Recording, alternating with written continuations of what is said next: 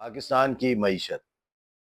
अस्सलाम वालेकुम व्यूवर्स, मेरा नाम सैयद फरहान अहमद है और मैं आपको अपने यूट्यूब चैनल में खुशामदीद कहता हूँ।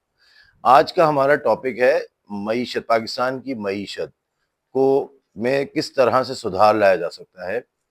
और हम दो प्रीवियस प्रोग्राम में किए हमने, उसमें एक प्रोग्राम में हमने एजुकेशन के ऊपर बात की और एक प्रोग्राम हमने हेल्थ के ऊपर बात की और उस पे बहुत अच्छे कमेंट्स भी आए लोगों के। आज हमारा जो प्रोग्राम है वो है मईशत के ऊपर। तो पाकिस्तान की मईशत में सुधार किस तरीके से लाया जा सकता है। सबसे अहम नुक्ता जो होता है मईशत में सुधार लाने का, वो ये होता है कि आप पाकिस्तान में अगर स्मगलिंग हो रही है तो उसको रोका जाए। ये सबसे पहले गवर्नमेंट को इकदाम उठाना होगा कि वो स्मगलिंग जो लोग कर रहे हैं या हो रही है उसको रोकें। अच्छा, स्मगलिंग ये नहीं होगी कि कोई गलत बॉर्डर से लेके कोई चीजें लेके आ रहे हैं और बॉर्डर क्रॉस करके लेके आ रहे हैं, बल्कि स्मगलिंग एक और तरीके से भी पाकिस्तान में बहुत बहुत ज्यादा हो रही है। वो है आपका अफगान ट्रांजिट। अफगान ट्रांजिट से के नाम पे जो भी कंटेनर्स पाकिस्तान आ रहे हैं वो ना ड्यूटी पे करते हैं पाकिस्तान को और ना वो पाकिस्तान को टैक्सेस पे करते हैं। आते अफगानिस्तान के नाम पर हैं, लेकिन अफगानिस्तान जाने की बजाय पाकिस्तान में ही डाउनलोड हो जाते हैं और वो जो भी मटेरियल या जो भी चीज़ें इंपोर्ट होती हैं अफगानिस्तान जाने के लिए, वो सब चीज़ें पाकिस्तान में ही इस्तेमाल हो रही होती हैं और उनके ऊपर ना ड्यूटी पे की जा रही होती है ना टैक्सेस पे किए जाते हैं। मैं आपको एक छोटी सी मिसाल देता हूँ इस बारे में कि अगर आज हमारा इंपोर्टर, पाकिस्तान का इंपोर्टर, अगर लेट सपोज ये घड़ी इंपोर्ट करता है, उसको ये घड़ी ड्यूटी टैक्सेस पे करने के बाद 100 रुपए की पड़ती है। और अफगान ट्रांजिट के नाम पे जो जो ये घड़ी आएगी तो उसके इंपोर्टर को ये घड़ी पड़ेगी 50 रुपए की। हमारे इंपोर्टर को 100 रुपए की पड़ रही है, उसका जो इंपोर्टर है उसको 50 रुपए की पड़ रही है। 50 रुपए की वो घड़ी लेकर 80 रुपए की मार्केट करता है तो 30 रुपीज का प्रॉफिट अर्न कर रहा है, जो ब्लैक मनी है। इसको ब्लैक मनी कहेंगे, है ब्लैक मनी। और उस ब्लैक मनी से वो पाकिस्तान के डॉलर्स परचेज करता है और डॉलर को वो लेकर अफगानिस्तान ले जाता है। अब आप देखें, खुद ही आप खुद नोट देख सकते हैं इस बारे में कि अफगानिस्तान में डॉलर नीचे की कीमत कम होती जा रही है, पाकिस्तान में बढ़ती जा रही है। हालांकि पाकिस्तान की तो अपनी जीडीपी है, अफगानिस्तान में क्या बन रहा है? अफगानिस्तान में तो हेरोइन और क्लाशनकोव के अलावा मुझे नहीं पता कि कोई चीज वहां पे अफगानिस्तान में बन रही होगी। लेकिन हम रोक नहीं सकते अफगान ट्रांजिट को, तो हम इसके अंदर सुधार लेके आ सकते हैं, इसमें अमेंडमेंट कर सकते हैं। मैं ये बिल्कुल कतई ये नहीं कह सकता कि आप अफगान अफगान ट्रांजिट के कंटेनर्स को रोक दें, उनको आने ना दें। वो तो जाहिर सी बात है, उनको फूड की जरूरत है और बहुत सारी चीजों की जरूरत होगी, वो आपका यही रास्ता रूट यही होगा उनका। तो उसमें हम ये कर सकते हैं कि हम अफगान गवर्नमेंट के साथ कोई एग्रीमेंट करें कि जी आप जो है अफगान ट्रांजिट के नाम पे जितनी भी ड्यूटी टैक्सेस होंगे वो आपका इंपोर्टर यहाँ पे कर दे, ड्यूटी जमा कराए, और जब ये अफगानिस्तान ले जाए तो अफगान गवर्नमेंट हमसे वो ड्यूटी रिफंड ले ले, वो पैसे वापस ले ले और हम मतलब हम उनको पैसे दे दें। एक तो ये तरीक़ेकार है। दूसरा तरीक़ाकार उससे ये होगा कि हमें पता चल जाएगा कि जो कंटेनर आया था वो पाकिस्तान में नहीं उतरा, पाकिस्तान में वो खाली नहीं हुआ, वो अफगानिस्तान चला गया। दूसरा तरीका ये भी हो सकता है कि आपका एक इदारा है, trading corporation of Pakistan, TCP, trading corporation of Pakistan. Afghan government को जो भी चीज चाहिए, उनका ट्रेड का जो डिपार्टमेंट है वो हमारे टीसीपी को लिखे, टीसीपी इंपोर्ट करके उन तक पहुंचा दे। इसका कतई मतलब ये नहीं कि हम किसी को रोक रहे हैं, बल्कि हम अपनी इकोनॉमी के अंदर जो चीजें इंसर्ट हो रही हैं, मतलब जो स्मगलिंग हो रही है, हम अपनी मुल्क की इकोनॉमी को स्मगलिंग से बाहर निकालना चाह रहे हैं। ये बॉर्डर्स के ऊपर जो हो रहा है सबको पता है, होता ही है, थोड़ा बहुत तो चलता ही रहता है, इधर से उधर और उधर का इधर। लेकिन मेजर जो आपकी स्मगलिंग है वो है सिर्फ अफगान ट्रांजिट के नाम पर। अगर आप इसको समझ लें, अगर आपकी समझ में आ जाए ये बात, तो आपको फौरन इस पे इकदाम उठाने चाहिए गवर्नमेंट को। अच्छा, ये तो आपकी पैरेलल इकोनॉमी हो गई जो आपकी मेजर इकोनॉमी को डिस्टर्ब कर रही है, स्मगलिंग। दूसरी जो आपकी इकोनॉमी है जो बेस कर रही है वो है आपके टैक्सेस के ऊपर। अब टैक्सेस का जो निज़ाम है वो बहुत ही ज़्यादा फरसूदा निज़ाम है, क्योंकि इन्होंने मेजर टैक्स जो कलेक्शन है पाकिस्तान में वो है आपके सेल्स टैक्स की मद में और इनकम टैक्स की मद में। अब सेल्स टैक्स जो है वो आप आपको पता ही होगा, जो भी चीज बाहर से इंपोर्ट होगी या जो भी चीज पाकिस्तान में मैन्युफैक्चर्ड होगी उस पे 18% सेल्स टैक्स पे करना है। अब ये 18% जो सेल्स टैक्स है बेसिकली ये एडजस्टेबल टैक्स हो जाता है, होलसेलर उसको एडजस्ट कर लेता है और फिर उसको अपना क्या कहते हैं उसको, अपना डिस्ट्रीब्यूटर हो गया, पहले डिस्ट्रीब्यूटर एडजस्ट करेगा, फिर होलसेलर करेगा, फिर रिटेलर करेगा। तो एडजस्टमेंट करके जो डिस्ट्रीब्यूटर के ऊपर टैक्स लग रहा था वो भी उसने पे नहीं किया, वो एडजस्टमेंट ले लेगा। जो होलसेलर के ऊपर टैक्स लगना चाहिए वो भी एडजस्टमेंट ले लेगा, और जो रिटेलर पे लगनी चाहिए वो भी एडजस्टमेंट ले लेता है। यहाँ पर 18% सेल्स टैक्स है। अगर आप इसको रिड्यूस कर दें, अगर आप इसको रिड्यूस कर दें रेट को, आप इसको 5% पे ले आए और एडजस्टमेंट खत्म कर दें, मेरी बात को समझे। अगर एडजस्टमेंट खत्म हो जाती है, इंपोर्टर 10% दे दे और 10% देने के बाद वो डिस्ट्रीब्यूटर को दे दे, डिस्ट्रीब्यूटर वही चीज जब मार्केट करेगा तो 5% पे आ जाएगा। बेसिकली मसला ये यहाँ पर ये है कि एडजस्टमेंट जब आती है तो वहां पे टैक्स पे नहीं करते हमारे ताजिर। सोचते हैं, ये बात समझते हैं कि 18% तो बहुत ज्यादा टैक्स है, तो मैं एडजस्टमेंट ले लेता हूँ। वो फिर किसी ना किसी से इधर उधर दो नंबरियां करते हैं कि जो इनवाइस खरीदी, इनवाइस खरीद के वहां पे डाल दी, और दो नंबरी तरीके से इनवाइसिस खरीद लेते हैं, और इनवाइसिस खरीद के जो है इसका जो फायदा होता है, ये एक जो मिडिल मैन होता है, ये सारा पैसा जो है वो मिडिल मैन की जेब में जा रहा है। वो इनवाइस से 2%, 3%, 4% मुख्तलिफ रेट्स के ऊपर यहाँ पे बिक रही होती है, इनवाइस से लोग लेते हैं। और सबसे बड़ा मसला यहाँ पे ये भी है कि अब बिजनेसमैन ताजिरों को बेचारों को इतना कानून के बारे में पता नहीं होता, तो वो ये काम कर लेते हैं। 18% बहुत ज्यादा लगता है। अगर हम इस टैक्स को रिड्यूस कर दें और हम इसको 10% इंपोर्ट स्टेज पे या मैन्युफैक्चरिंग स्टेज पे, और 5% distributor, then 5% wholesaler, then 5% retailer, तो आप अगर इसको काउंट करते हैं तो 15 to 10, इट मींस 25% टैक्स आ रहा है आपकी एक ही आइटम के ऊपर। लेकिन वो टैक्स डिस्ट्रीब्यूट हो गया, मुख्तलिफ हलकों में चला गया। इंपोर्टर के ऊपर 10% आ गया, 18% देता था, 10% पे आ गया। अब डिस्ट्रीब्यूटर वो 18% देता था, 5% पे आ गया। होलसेलर 18% देता था, 5% पे आ गया। और ऐसे ही रिटेलर, रिटेलर पे आई थिंक 12% है, तो वो भी 5% पे आ गया। तो इन सब लोगों को ग्रेजुअली एक तो टैक्स बर्डन भी नहीं पड़ा, और गवर्नमेंट के पास टैक्स ज्यादा जमा हो गया। तो अगर हम इस तरीके की इस्लाहात लेके आए अपने टैक्स निजाम में, तो आप किसी को चोरी करने का मौका दे ही क्यों रहे। 18% टैक्स जब किसी के ऊपर भी पड़ता है तो कहता है यार मैं 18% टैक्स दे दूंगा तो मेरे तो इतना प्रॉफिट और मार्जिन नहीं है, और अगर मैं इसके रेट बढ़ाऊंगा तो सेल कम हो जाएगी।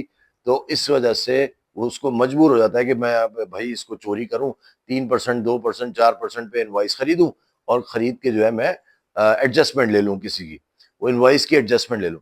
एडजस्टमेंट अगर आप खत्म कर दें तो आपकी मईशत दिन दोगुनी रात चौगुनी तरक्की करना शुरू कर देगी। ये मैं आपको मैं इस बात का ट्रस्ट दिलाता हूं कि आप अगर ये काम करेंगे टैक्स, क्योंकि देखिए 18% जब टैक्स पे करना होता है तो वो सबको बहुत ज्यादा भारी लगता है कि 18% टैक्स। अगर 5% टैक्स पे करना होगा तो वो चोरी का रास्ता ही नहीं ढूंढेगा, बोलेगा यार टैक्स जमा कराओ, सीधा सीधा जो टैक्स बनता है वो जमा कराओ, जमा करा के अपने जो है आगे बढ़े। एडजस्टमेंट जब आ गई, वो एडजस्टमेंट ने आपकी जो है ना, आपकी मईशत को बहुत बड़ा धोखा दिया। एडजस्टमेंट धोखा है बेसिकली। समझे आप बात को। आप ये बातें तो हम पता नहीं कितने अरसे से बोलते आ रहे हैं, लेकिन कोई सुनने को तैयार नहीं है हमारे। वो कहते हैं बस ये एक लाइन लगी हुई है, इसी लाइन पे हमने चलना है। बेशक इसमें इकोनॉमी लॉस हो, बेशक इसमें इकोनॉमी आपकी डूब जाए, बेशक कुछ भी हो, बस इसी लाइन पे हमने चलना है। अगर आपको आईएमएफ ये पॉलिसीज दे रहा है तो आप आईएमएफ को बता सकते हैं कि जी हम इसको हमेशा के लिए ना करें, 4 महीने करके देखें। अगर आपका ये फॉर्मूला कामयाब ना हो, क्योंकि जो मुल्कों ने टैक्स रेट कम किए उनके पास टैक्स कलेक्शन बढ़ गई। आप पूरी दुनिया में उठा के देख लें, जिनके टैक्स रेट कम हुए, रिड्यूस हुए, टैक्स कलेक्शन उनकी बहुत ज्यादा बढ़ गई है।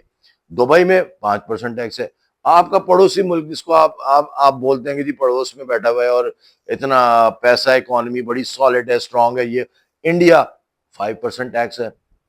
सिंगापुर और आपका बैंकॉक, ये मुल्क जो है ये टैक्स रेट बहुत कम रखते हैं ताकि लोग आसानी से टैक्स पे कर दें। अब हम तो टैक्स रेट 18% से शुरू करते हैं, पहला इंपोर्टर 18% दे, फिर डिस्ट्रीब्यूटर 18% दे, फिर तो ये ना तो सरकार के पास पैसा आता है, और बस सिर्फ ये आप समझ लें कि ये सिर्फ किताबों के अंदर होता है कि उसने 18% की एडजस्टमेंट ली, आगे एडजस्टमेंट दे दी, उसने आगे से एडजस्टमेंट ली, उसने उधर दे दी।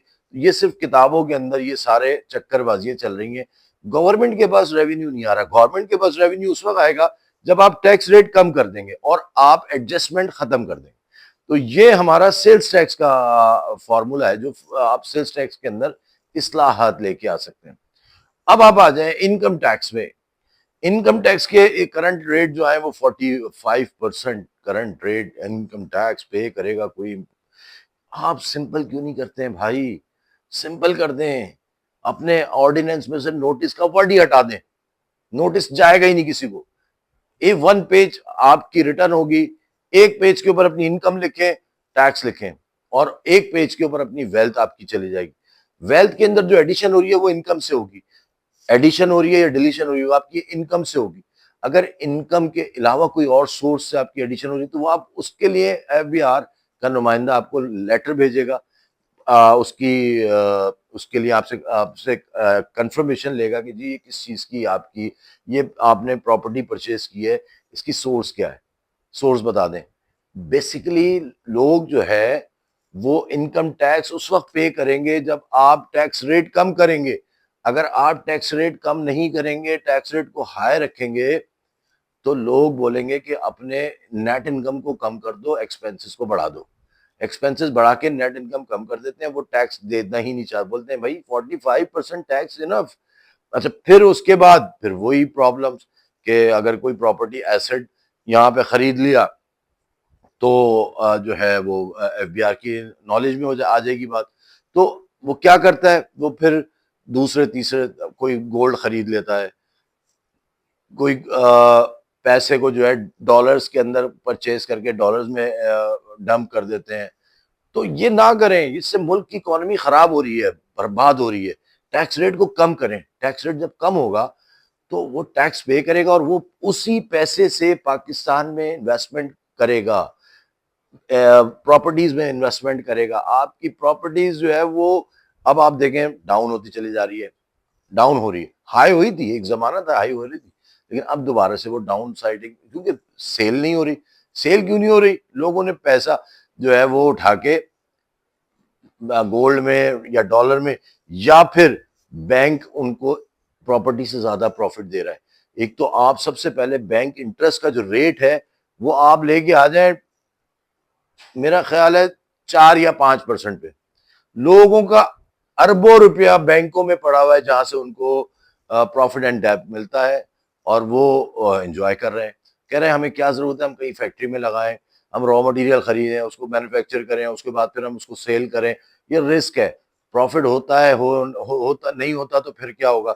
ये तो आप सिंपल सा है ना कि बैंक में रख दिए पैसे, बैंक से पैसे आपको प्रॉफिट हर महीने के या हर साल को मिल रहा है। बैंक के प्रॉफिट को 4 या 5% से ऊपर ना जाने दें। अगर ऊपर जाएगा तो आपके बिज़नेस में से पैसा निकलेगा और आपके बैंकों के अंदर चला जाएगा। वो बैंकों में इंटरेस्ट के तौर पे लोग रखवा देंगे पैसा। वहाँ से निकाल दें पैसे को और टैक्स रेट को कम कर दें। आप उधर उधर आपने 15% टैक्स रेट रखा हुआ है, हाई रेट है 15%। और अब एक बिजनेसमैन को जो मेहनत कर रहा है, जो इतनी मेहनतें कर करके पैसे कमा रहा है, उससे आप 45% ले रहे हैं। ये तो बिल्कुल ही एक अजूबा सी बात है कि मेरी मेरी क्या किसी की भी समझ में नहीं आएगी कि आप एक आदमी ने 1 करोड़ रुपए कमाए, लेट सपोज 1 करोड़ रुपए कमाए, उसने 1 करोड़ रुपए उठा के बैंक में रख दिए। बैंक में रखने के बाद उसको 14 लाख 15 लाख रुपए अगर मिल जाते हैं, तो वो क्यों बेवकूफ है कि वो ले जाके अपने पैसे को अपने बिजनेस में डालेगा, रॉ मटेरियल खरीदेगा, उसके बाद लेबर को सैलरी देगा, बिजली के बिल देगा और फिर उसको सेल की करेगा। बेचने के बाद अगर उसको प्रॉफिट नहीं हुआ, ये तो रिस्क है ना। वहां पे तो वो रिस्क क्यों उठाए जब आपने इतना आसान तरीका दे दिया है कि भाई आप इधर से बैंक में पैसे रखवाएं और बैंक में पैसे रखवाएं और इंटरेस्ट लेते रहें और एंजॉय करें। तो अगर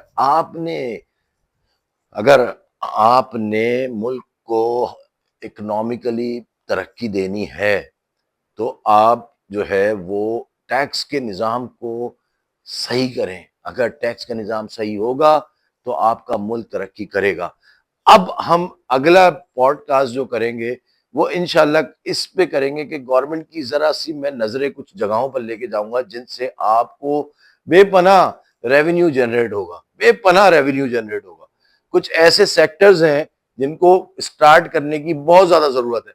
अगर हम कर देते हैं उनको स्टार्ट, और मैं आपको बताऊँगा कौन-कौन से सेक्टर्स हैं, इंशाल्लाह अगले पॉड अच्छा बहुत देर से मेरा बेटा जो है वो इशारा कर रहा है कि मुझे आपसे कुछ सवाल करना है, मुझे आपसे कुछ सवाल करना है। तो मैं अ, जो है इनसे पूछता हूँ कि आप मुझसे क्या सवाल करना चाहते हैं अहमद? आप करें, बताएँ। सो डैड मैं कह रहा था कि अभी जो नेक्स्ट इलेक्शन आएगा लाइक 3 इयर्स अगो बाद, सो उसमें कौन जीतेगा? कौन जीतेगा? आप किसको जिताना चाहते हैं? पता नहीं, आप नहीं, बताएं ना। आप आपसे बताएँ आप किसको जिताना चाहते हैं? किसी देखिए को भी। बेसिकली आप मुझे पता है आप किसकी बात करने जा रहे हैं, आप इमरान खान की बात करना चाह रहे हैं, पूछना चाह रहे हैं। तो देखिए इमरान खान की परफ़ॉर्मेंस ज़ीरो थी। इमरान खान साहब जो थे उन्होंने परफ़ॉर्म नहीं किया।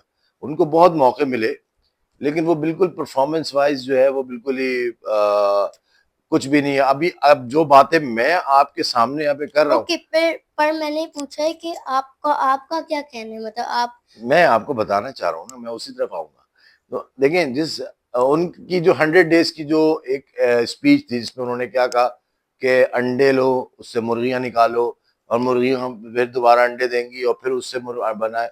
ये मतलब एक प्राइम मिनिस्टर की ये सोच है कि वो मुर्गी और अंडे और इस तरीके की बातें करे। तो मुझे तो बड़ा अफ़सोस हुआ कि ऐसा आदमी जो इमरान खान, जो पता नहीं क्या-क्या दावे कर रहे थे, और वो उन्होंने आके क्या हाल किया, इकोनॉमी की रेड़ मारा।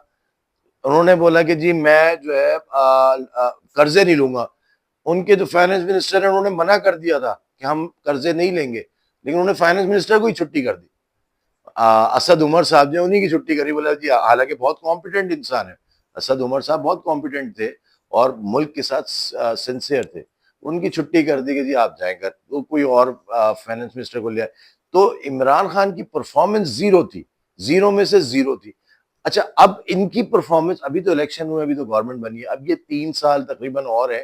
3 साल पे इनकी परफॉर्मेंस देखेंगे लोग कि नवाज शरीफ साहब, सॉरी नवाज शरीफ बोले, शहबाज शरीफ साहब, मरियम नवाज साहिबा या बिलावल भुट्टो साहब, ये लोग अपने अपने सूबों में या अपने पाकिस्तान में किस तरीके की तरक्की दे रहे हैं, किस तरीके के काम कर रहे हैं। या फिर MQM, सबसे खास के MQM, अब तो अच्छा। माशाल्लाह से MQM को 2 या 3 कराची के हवाले से मैं MQM इसलिए ओके। बोल रहा हूँ कि अब तो MQM के पास माशाल्लाह से दो, आई थिंक 2 या 3 मिनिस्ट्रियां भी हैं उनके पास। और उस अच्छा। पे जो मिनिस्टर बैठे हैं मुस्तफ़ा कमाल साहब, वो बहुत ही नाइस आदमी है, बहुत ही कॉम्पिटेंट इंसान है। और मुल्क को तरक्की देना चाहते हैं अच्छा और दे के दिखाया उन्होंने। कराची में बड़े काम किए मुस्तफा अच्छा कमाल साहब। सुने तो जी। आप यू से आपने कहा कि वो देखेंगे कि मतलब किसने सबसे अच्छा काम किया। सो अभी तक किस कौन अच्छा काम कर रहा है? अभी तक बेटा मसला ये है कि देखें अभी तक जो मामला हुआ है कि अभी गवर्नमेंट बनी है तो उसको आहिस्ता आहिस्ता इकोनॉमी वाइज सही कर रहे थे, तो एकदम जंग का मामला शुरू हो गया। और जंग का मामला 91 में भी हुआ था, सॉरी 2019 में भी हुआ था। जब 19 में हुआ था तो उस वक्त की जंग भी आपके सामने है और आज की भी जंग आपके सामने है। आज के प्राइम मिनिस्टर ने तमाम इख्तियारात हमारे चीफ को दे दिए कि आप जिस तरह से जहां पे चाहें वो कर दें, हमला करें। और उस वक्त के जो प्राइम मिनिस्टर थे वो पूछ रहे हैं कि जी क्या मैं हमला कर दूं, क्या मैं हमला कर दूं। तो ये हमले करने होते हैं जब कोई आपको अटैक करता है, तो आप उसका जवाब देते हैं। तो उनकी परफॉर्मेंस जो थी वो जीरो थी। ये परफॉर्मेंस वाइज आहिस्ता आहिस्ता सही होते जा रहे हैं। अब इनकी परफॉर्मेंस हाई उस पे जाएगी इंशाल्लाह, तो फिर नेक्स्ट इलेक्शन हो सकता है दोबारा या तो पीपल्स पार्टी जीत जाए या फिर नून लीग जीत जाए। ओके तो हम इनको ही तो मशवरे दे रहे हैं कि हम इनको बताना चाह रहे हैं कि देखिए आप अपनी डायरेक्शन थोड़ी सी चेंज करें। 100% ना करें, थोड़ी सी चेंज करें। अवाम जो है वो आपका इंतजार कर रही है आपकी रिलैक्सेशन का। So okay so we will end this video. So we will come to another video, my dad. So bye guys. अच्छा, अल्लाह हाफिज, अल्लाह हाफिज। अच्छा, बहुत देर से मेरा बेटा जो है वो इशारा कर रहा है कि मुझे आपसे कुछ सवाल करना है, मुझे आपसे कुछ सवाल करना है। तो मैं अ, जो है इनसे पूछता हूँ कि आप मुझसे क्या सवाल करना चाहते हैं। अहमद, आप करें, बताएं। सो डैड मैं कह रहा था कि अभी जो नेक्स्ट इलेक्शन आएगा लाइक 3 years अगो बाद, सो उसमें कौन जीतेगा? कौन जीतेगा? आप किसको जिताना चाहते हैं? पता नहीं, आप नहीं, बताएं ना आप आपसे बताएं आप किसको जिताना चाहते हैं। किसी को भी। देखें, बेसिकली आप, मुझे पता है आप किसकी बात करने जा रहे हैं। आप इमरान खान की बात करना चाह रहे हैं, पूछना चाह रहे हैं। तो देखें, इमरान खान की परफॉर्मेंस जीरो थी। इमरान खान साहब जो थे उन्होंने परफॉर्म नहीं किया। उनको बहुत मौके मिले, लेकिन वो बिल्कुल परफॉर्मेंस वाइज जो है वो बिल्कुल ही कुछ भी नहीं है। अभी अब जो बातें मैं आपके सामने यहाँ पे कर रहा हूँ, ओके पर मैंने पूछा है कि आपका आपका क्या कहना है, मतलब आप। मैं आपको बताना चाह रहा हूँ ना, मैं उसी तरफ आऊंगा। तो देखें, उनकी जो 100 डेज की जो एक स्पीच थी जिसमें उन्होंने क्या कहा कि अंडे लो, उससे मुर्गियां निकालो और मुर्गियां फिर दोबारा अंडे देंगी और फिर उससे बनाए। ये मतलब एक प्राइम मिनिस्टर की ये सोच है कि वो मुर्गी और अंडे और इस तरीके की बातें करे। तो मुझे तो बड़ा अफसोस हुआ कि ऐसा आदमी जो इमरान खान, जो पता नहीं क्या क्या दावे कर रहे थे, और वो उन्होंने आके क्या हाल किया, इकोनॉमी की रेड़ मारा। उन्होंने बोला कि जी मैं जो है कर्जे नहीं लूंगा। उनके जो फाइनेंस मिनिस्टर है उन्होंने मना कर दिया था कि हम कर्जे नहीं लेंगे, लेकिन उन्होंने फाइनेंस मिनिस्टर को ही छुट्टी कर दी। असद उमर साहब ने उन्हीं की छुट्टी करी। बोला जी, हालांकि बहुत कॉम्पिटेंट इंसान है, असद उमर साहब बहुत कॉम्पिटेंट थे और मुल्क के साथ सिंसियर थे। उनकी छुट्टी कर दी कि जी आप जाएं घर, तो कोई और फाइनेंस मिनिस्टर को लिया। तो इमरान खान की परफॉर्मेंस जीरो थी, जीरो में से जीरो थी। अच्छा, अब इनकी परफॉर्मेंस, अभी तो इलेक्शन हुए, अभी तो गवर्नमेंट बनी है, अब ये 3 साल तकरीबन और है। 3 साल पे इनकी परफॉर्मेंस देखेंगे लोग कि नवाज शरीफ साहब, सॉरी नवाज शरीफ बोले, शहबाज शरीफ साहब, मरियम नवाज साहिबा या बिलावल भुट्टो साहब, ये लोग अपने अपने सूबों में या अपने पाकिस्तान में किस तरीके की तरक्की दे रहे हैं, किस तरीके के काम कर रहे हैं। या फिर MQM, सबसे खास के MQM, अब तो माशाल्लाह अच्छा से MQM को 2 या 3, कराची के हवाले से मैं MQM इसलिए ओके बोल रहा हूँ, अब तो MQM के पास माशाल्लाह से दो, आई थिंक 2 या 3 मिनिस्ट्रियां भी हैं उनके पास। और उस अच्छा पे जो मिनिस्टर बैठे हैं मुस्तफ़ा कमाल साहब, वो बहुत ही नाइस आदमी है, बहुत ही कॉम्पिटेंट इंसान है और मुल्क को तरक्की देना चाहते हैं अच्छा और दे के दिखाया उन्होंने। कराची में बड़े काम किए मुस्तफ़ा अच्छा कमाल साहब। सुने तो जी। आप यू से आपने कहा कि वो देखेंगे कि मतलब किसने सबसे अच्छा काम किया। सो अभी तक किस कौन अच्छा काम कर रहा है? अभी तक बेटा मसला ये है कि देखें, अभी तक जो मामला हुआ है कि अभी गवर्नमेंट बनी है तो उसको आहिस्ता आहिस्ता इकोनॉमी वाइज सही कर रहे थे, तो एकदम जंग का मामला शुरू हो गया। और जंग का मामला 91 में भी हुआ था, सॉरी 2019 में भी हुआ था। जब 19 में हुआ था तो उस वक्त की जंग भी आपके सामने है और आज की भी जंग आपके सामने है। आज के प्राइम मिनिस्टर ने तमाम इख्तियारात हमारे चीफ को दे दिए कि आप जिस तरह से जहां पे चाहें वो कर दें, हमला करें। और उस वक्त के जो प्राइम मिनिस्टर थे वो पूछ रहे हैं कि जी क्या मैं हमला कर दूं, क्या मैं हमला कर दूं। तो ये हमले करने होते हैं, जब कोई आपको अटैक करता है तो आप उसका जवाब देते हैं। तो उनकी परफॉर्मेंस जो थी वो जीरो थी। ये परफॉर्मेंस वाइज आहिस्ता आहिस्ता सही होते जा रहे हैं। अब इनकी परफॉर्मेंस हाई उस पे जाएगी इंशाल्लाह, तो फिर नेक्स्ट इलेक्शन हो सकता है दोबारा या तो पीपल्स पार्टी जीत जाए या फिर नून लीग जीत जाए। ओके। तो हम इनको ही तो मशवरे दे रहे हैं कि हम इनको बताना चाह रहे हैं कि देखिए आप अपनी डायरेक्शन थोड़ी सी चेंज करें, 100% ना करें, थोड़ी सी चेंज करें। अवाम जो है वो आपका इंतजार कर रही है आपकी रिलैक्सेशन का। So okay, so we will end this this video. So we will come to another video, my dad. So bye guys. अच्छा, अल्लाह हाफिज, अल्लाह